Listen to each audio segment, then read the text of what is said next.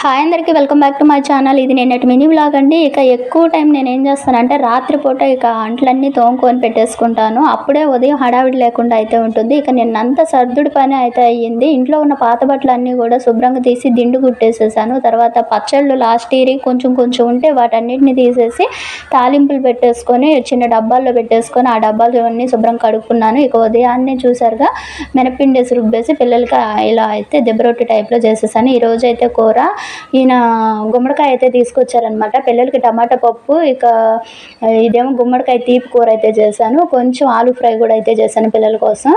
అంటే వీళ్ళు ఒకటి తిన్నా తినకపోయినా రెండోదన్నా తింటారు. పప్పు కామన్గా ఉంటుంది మా ఇంట్లో, ఎందుకంటే ఆకుకూరలు ఎక్కువగా ఒక రకం పప్పు రోజుట్లో అయితే చేస్తాను. ఇక గుమ్మడికాయ చపాతీ కూడా అయితే చేశాను అనమాట. చాలా అయితే బాగుంది. గుమ్మడికాయని ఇలా ఉడకబెట్టుకొని అది చపాతీ పిండిలో కలిపి ఉప్పు కొంచెం పాలు కలిపి చపాతీ ముద్దలా చేసుకొని కాల్చుకోవడమే.